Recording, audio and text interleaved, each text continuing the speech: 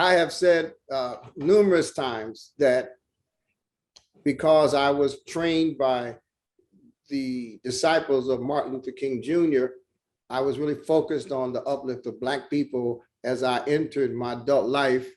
And what was clear to me by the 1970s was that we had our political rights and our civil rights, but we needed to really focus on economic empowerment for Black people.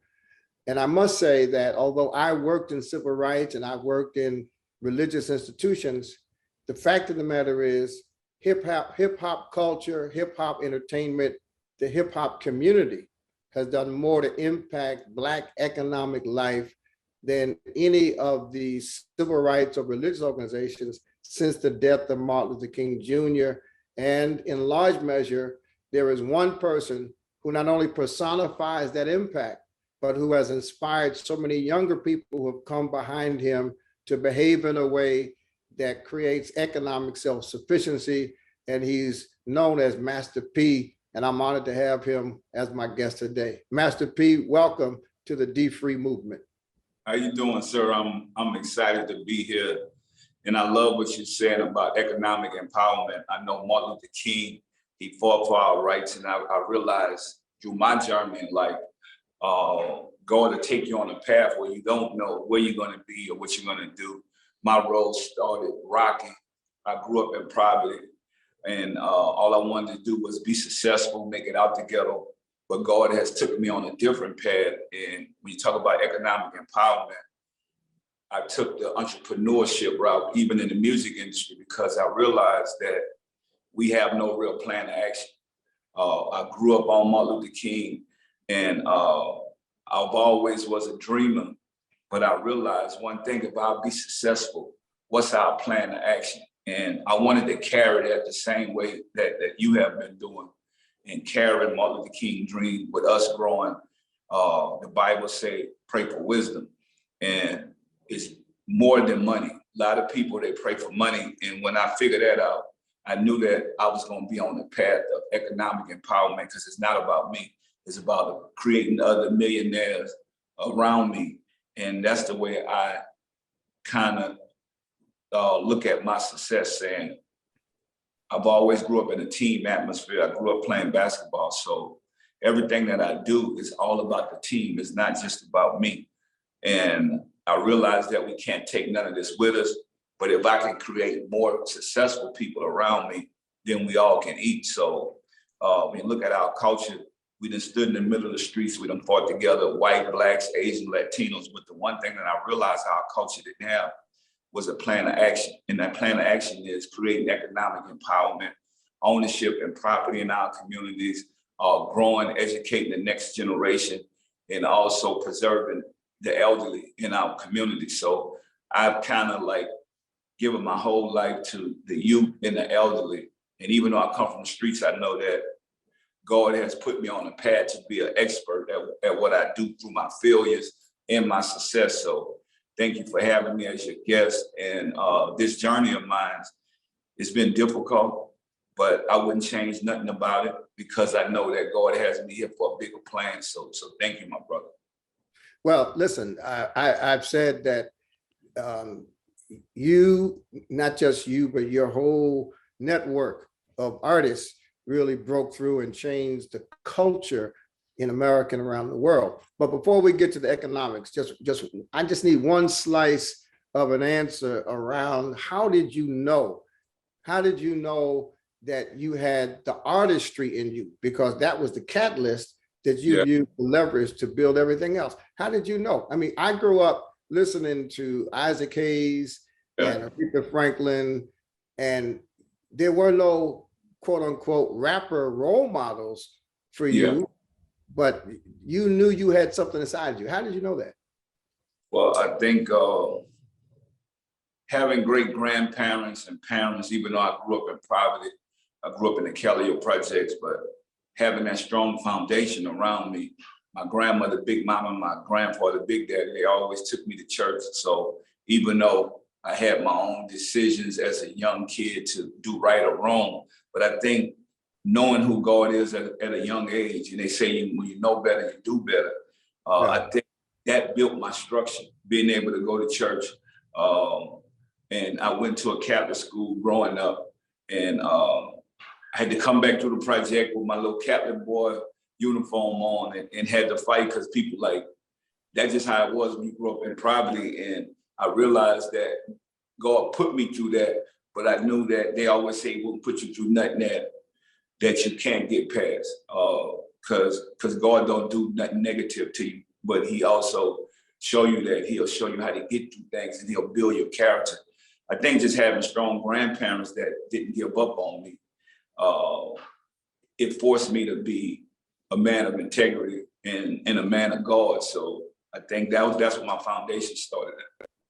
Yeah, well, I guess that says a lot about why you're so interested in helping young people and future generations.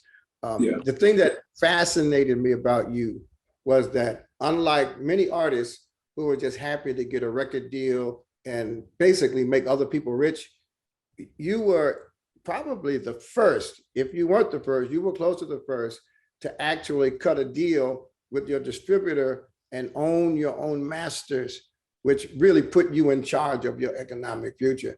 What made you? What made you do that? Again, there were no role models. There was no pattern. I mean, you just went for it.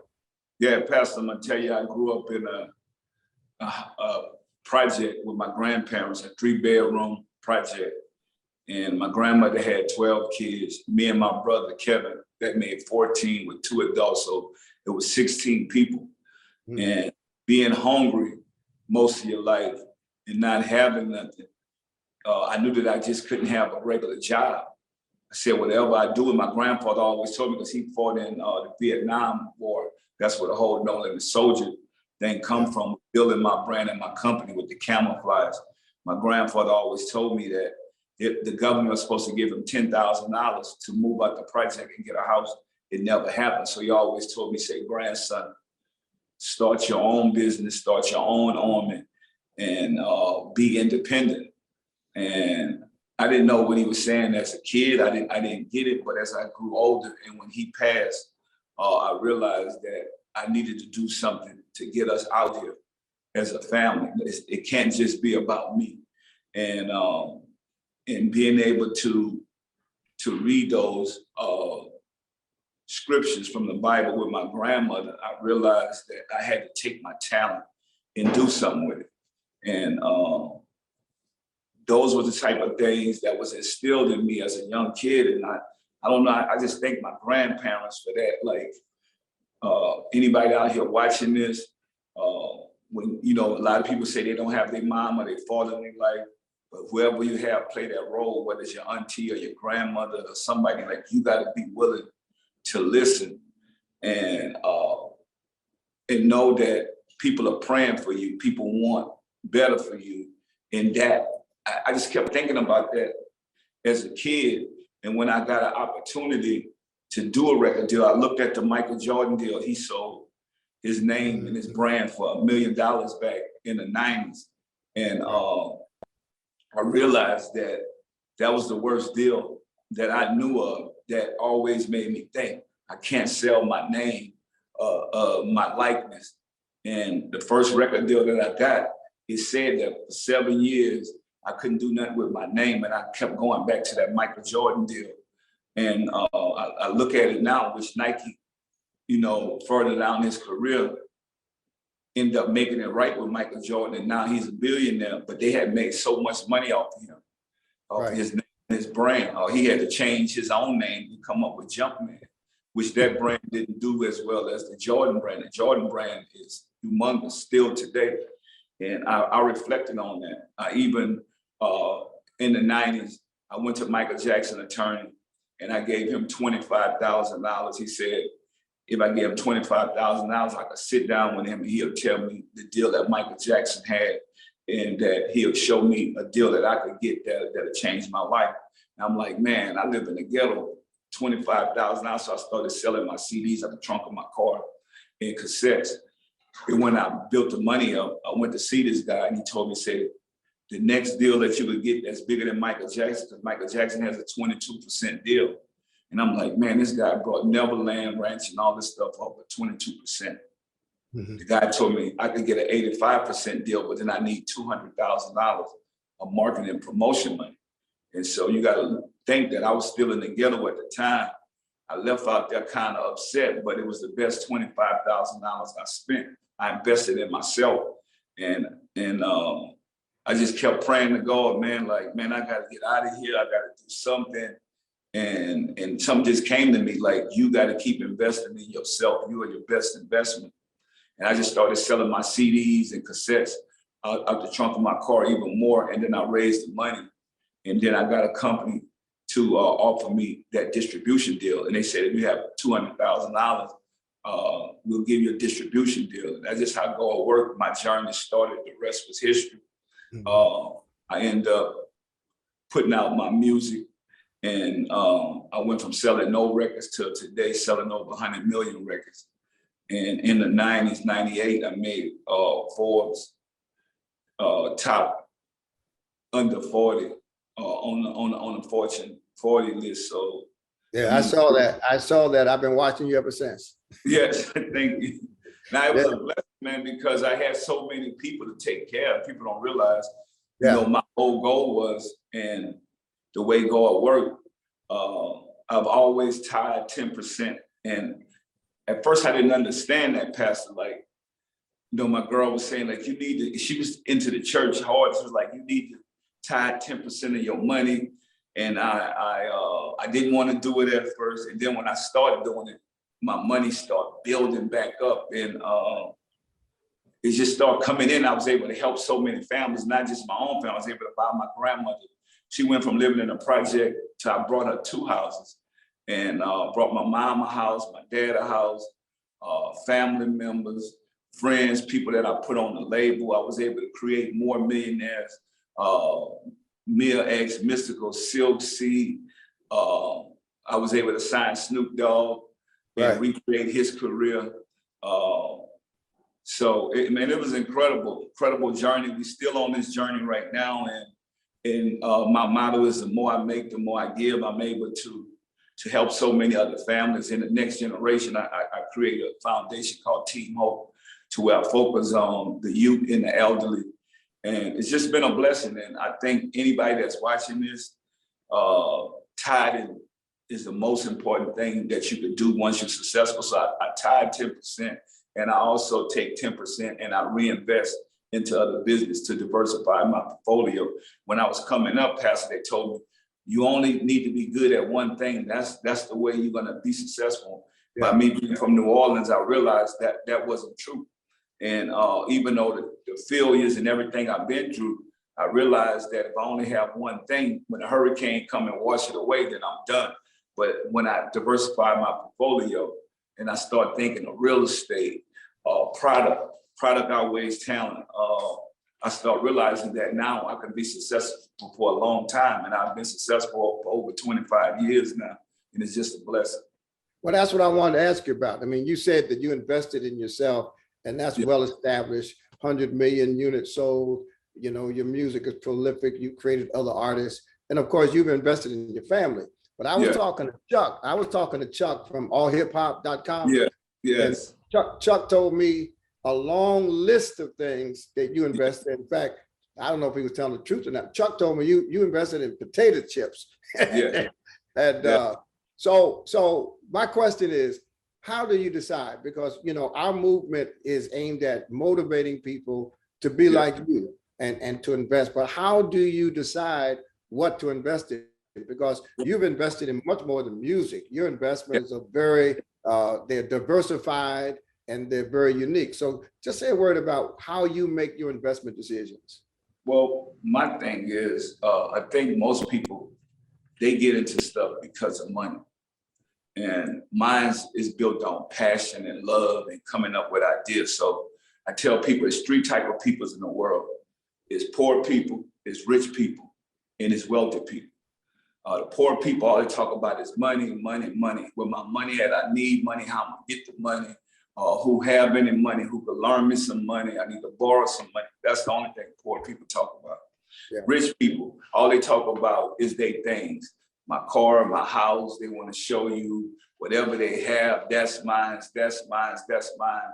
and they get caught up into the material side of life. But rich people is the ones that think that they wealthy, but they not. Wealthy people, they talk about what they love and they talk about ideas, what they're passionate about and what they're gonna do. So that what keeps them going. And I think that's how I invest in stuff. I look at what I love, what I'm passionate about, what I know, and I can tell if somebody else willing to put their life into what they're doing. And that's how I connect to investing in being a part of these other brands and business, like even a potato chip company, Rap Snacks. We went from nobody believing, you know, I got a friend named James. I mean, I call him the Willy Wonka of the ghetto. He started in Philadelphia, mixing up potato chips in a bag and kiwis. And that's how our company started. And nobody believed in him. And we started going to all these small towns, potato chip factories over 20-something years ago. And now we built one of the biggest brands in the world to where all the big companies are looking at us now because we started putting artists on the bag. The first bags was me and Romeo, my son Romeo, we was on the bag, and now we have Cardi B to Lil Baby, some of the top artists in the world right now. And it's just a blessing. I mean, I've always was loving, like as a kid, snack foods. And I'm like, why don't we own any of this stuff? When you look at Aunt Jemima and Uncle Ben, I realized when I get into a business past, I find out a problem. And I found out a problem. My grandmother should make me go to the store and buy Aunt Jemima products and Uncle Ben. And we realized, I told my family that nobody owned this that looked like us. And I started doing the research. And I don't know if you noticed, a couple of years ago, CNN did a big story on me. And I just talked about that we don't own this. I started pulling up these companies that own this. And I started realizing, where's the economic empowerment? That's why we so poor. That's why we have so much violence in our community. Nobody really owns that, that we can't even give our people opportunities and jobs to be a part of nothing. Because, you know, me growing up in a ghetto, I realized it's some great people in the projects. But when you don't have nothing, you turn to crime, you turn to violence. And it's like people don't realize you could plant a good seed in a bad environment and it'll never grow. And that's what we're doing. We've been planting seeds in these environments. We have a lot of people with talent. I had to get away past, I mean, I had to leave where I was from and move to somewhere else to be able to let my seed blossom. And which is sad, we shouldn't have to do that, but it's the truth because nobody don't have nothing. And I started realizing that when I make an investment, I look at integrity, I look at the people, how much they love what they're doing. And it gotta be something that I love. It gotta be something I know something about. So you look at all these things that I'm doing, I take my time and build relationships. So I'll learn whatever business I'm gonna get into. So that has been my strength. And I'm not afraid to fail. I know that nothing has been built overnight. When you look at my career, everybody look at me now and say, man, Master P, Person Miller, he's so successful right now. But no, I failed so many times, but I named my company No Limit because there's no limit to what I could do. I'm not gonna give up. If they shut the door on me, I'm going through the window, I'm coming to a chimney.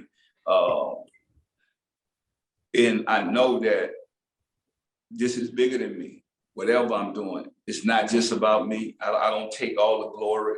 I give it to God. And Pastor, you got to realize my first journey when I built No Limit, my heart wasn't the way it is now. And I know that I'm growing, I'm a work in progress. But now when I do stuff, I do it with putting God first. So I know that there's so many other doors that are going to open up for me so I can help so many other families. So that's the journey I'm on now. I think that's where my life is going at, to where I realize that. And I think just because you come from poverty or you come from a bad place, people stereotype you. I went to a great school. I got a great education. I got a good start because of my grandparents. And I realized that if I'm gonna be a leader, I have to do the right thing. I know I'm not perfect. I'm not trying to be perfect, but when I wake up in the morning, my heart is in the right place to have integrity, knowing that it's bigger than me. That people are watching that if I'm gonna do something, I got to do it to where we could build a generational wealth, because I come from a poor culture of people. Right. Yeah. Well, I know we're over time. I just want to thank you. There's one thing I want you to know, you Yeah, know, a personality like yourself helps people like me reach people I could never reach before. And I want to thank you for making yes, this available because you didn't have to do it, especially this early in the morning. yes. Now, I like to be a man of my word and a man of Yeah. integrity. And man, I thank you that you are sharing this message with people, because I feel like I'm an expert now. I'm an expert. I tell people all the time that I lost so much. And that's why I'm an expert. And I've been through so much pain. I got a brother incarcerated. I got a brother deceased. So I didn't come from a perfect family. But I realized that if I want to be a leader and I want to be successful, it got to start with me. I'm my worst enemy. And I'm also my worst critic. So, but when you know God, I feel like nothing is impossible. So don't be afraid to change. Don't be afraid to grow up. You know, people where I come from the hood or come from the projects, they always talk about keeping it real. No such thing as keeping it real, dying in the ghetto, dying in poverty. God put us all here to be successful and to be able to be fruitful and to be able to take our talent and do it for righteous and to share it. So I'm thankful that I'm able to give this to even other audience than my audience. And people that from my world see my growth and see that. I tell people all the time, if you follow me in my music career, then you should really want to follow me on my path with putting God first and changing and growing up and being a man. So hopefully I can inspire other kids that come from the ghetto, come from poverty, to say, if Pete made it, I could make it. And this is not about me no more. My life is not about me. I love what Muhammad Ali did with his life. Right. And I'm here to leave an imprint on this world to say, if I could open up doors for other people of our culture and people that want more out of life, people that want a hand up, not a hand out, I feel like that's what my life and my journey is going now. And I'm blessed to have kids that are doing right. None of them are perfect, but they going to school. I got a son now going to HBCU, Tennessee State University, which he passed up going to UCLA, USC. I heard he's a good athlete too. Yes, yes. Nah, he's definitely a pro. But I tell him, I say, you know what? God got to control that journey and keep doing the right thing, and you'll get to where you need to be at. So I'm just blessed, man. Blessed as a parent to be able to come through change, come through hard work and sacrifice, and not being afraid to let people know that if you do right, you can survive long. Well, listen, folks, you heard it. I promised Master P I wasn't going to spend all day asking them questions, although I could ask you questions all day, but you've heard it. This is FinFest, and you heard Master P say that he went for help. He's made mistakes. This event today is designed to connect you with help. You don't have to stay where you are. You don't have to stay stuck. And you don't have to settle for being rich. You might be doing well, but you can do better. And so I'm asking everybody who is inspired by Master P, as I am, think about something that you could have that you don't have. And we have resources. We've got lawyers, we've got bankers, we've got all kinds of people. We've got professionals right now. You can click through, you can ask questions, you can get help. We've got mentors if you're trying to start a business. We've got a franchise representative to help you buy a franchise. We don't want you to go into 2022 on the same level that you were on in 2021. And we all are grateful to Master P for hooking up with this preacher to help spread the word that you can start out with a small store selling records called No Limits, but then your life becomes a no limit life. And thank you, Master P, for not only saying it, but you're talking the talk because you've been walking the walk. Thank you. Thank you, sir. And I want to tell everybody before I leave that don't waste your talent. They say the most talent is in the graveyard. Don't think about what you're doing that you can't do it. Just do it. Stop wasting your time. Everybody got 24 hours. And if you truly believe in yourself and you believe in God, I know you can make it. I did it. Salute to all the soldiers and soldierettes out there. And thank you, Pastor, for having me. Salute. Yes, sir. Thank you. God bless you. Yes, sir.